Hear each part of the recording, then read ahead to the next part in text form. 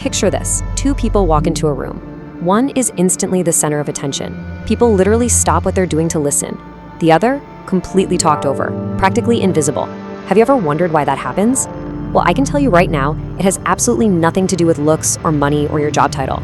It comes down to a few hidden psychological triggers. Welcome to This Explainer.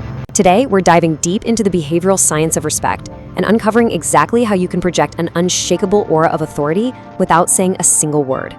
To truly understand the hidden mechanics of presence, we first need to shatter a massive societal myth. We are all taught that respect is something you earn over a long, arduous period of time, right? But the reality is, human psychology operates on a much, much faster timeline. Here is the brutal truth. People decide exactly how they are going to treat you within seconds of meeting you. It's a rapid, subconscious calculation happening right behind their eyes. It happens in a literal blink. If you just walk in and let the environment dictate your value, you've already lost the battle before you've even opened your mouth. It sounds harsh, I know, but it's actually highly empowering once you understand how to control it.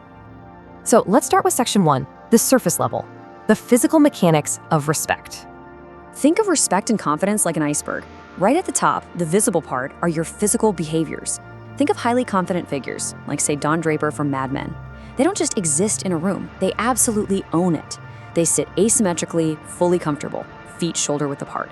And by simply leaning back in a chair, even during a high-stakes, stressful meeting, they totally flip the dynamic. They are subconsciously inviting the other person to lean in and work for their attention. Moving freely around your environment like that, it signals a deep, undeniable sense of comfort and ownership. The contrast here is pretty stark. You see, anxious, insecure individuals constantly leak their internal state. They use fast, jerky movements, constant fidgeting. But truly confident people, they master the art of calm, slow movement. Their physical presence basically broadcasts, "I know my worth," without them having to say a thing. They don't rush, they don't twitch. They are just anchored.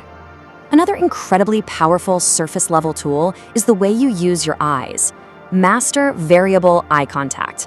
If you initially appear just a little aloof, maybe slightly disinterested, it actually triggers this deep psychological desire in the other person to win you over. People absolutely love the feeling of getting someone who isn't paying attention to suddenly focus entirely on them. Then, when you finally deliver your key point, you lock in, full, piercing, unbroken eye contact. You subconsciously force them to work for your attention, which makes your words land with immense gravity. But look, mastering your body language is just the first step. What happens when you actually open your mouth? That brings us to section 2, the waterline, strategic communication. Moving just slightly down our iceberg, we hit verbal communication. And the golden rule here, the scarcity effect. Just like in economics, when something is rare, its value skyrockets. The exact same principle applies to your words. People who talk way too much or constantly over-explain themselves, they instantly look insecure. They look desperate to prove themselves. But pausing, thinking, and then speaking clearly and directly, that triggers powerful psychological scarcity. When you speak less, people instinctively lean in and listen harder. Now, what happens when someone challenges or interrupts you? Most people completely panic and start talking faster. Instead, you're going to use this playbook. Step 1, pause. Do not rush. Step 2, look directly at the person. Step 3, finish your point. And step 4, let the silence sit. Silence is incredibly uncomfortable for most people. By weaponizing that uncomfortable pressure, you automatically command serious authority. Furthermore, you know what the ultimate killer of respect is? Saying yes to everything. Respect fundamentally stems from limits. The moment you draw clear boundaries on your time, saying things like, "not right now," or "I'm not okay with that," and you do it without getting defensive, without any anger, and without some long-winded explanation, you prove that you value yourself. And here's the psychological loop. When you respect your own time, it immediately forces everyone else to do the exact same thing. So these external tactics, claiming space, moving with slow intent, leveraging verbal scarcity, weaponizing silence, and establishing calm boundaries, these make up your external playbook. You can absolutely use these to close deals and project immense confidence. But remember our iceberg? Projecting is only half the battle. Because the ultimate test of respect isn't how you act when everything is going perfectly. The real question is, what happens when things go totally wrong? When a high-stress situation hits, when a client rejects you, or when you make a massive public mistake. If you're only relying on those external tricks, the facade is going to crumble. The pressure will crush the act. Which leads us to the most crucial, foundational part of the psychology of respect. Section 3. The deep core, your internal mindset. At the very bottom of our iceberg is your internal comfort level. It's an invisible anchor. If that foundation isn't there, the surface just falls apart. The absolute hardest thing to master when a crisis hits isn't what you do, it's what you specifically refrain from doing. Non-reactivity is the ultimate psychological power move. Our unchecked emotions are constantly urging us to overreact, to mistakes, to panic, to lash out. But maintaining a low reactivity, just staying calm and unaffected when chaos erupts all around you, shows that you are completely unpressured, and that inspires massive resolve in others.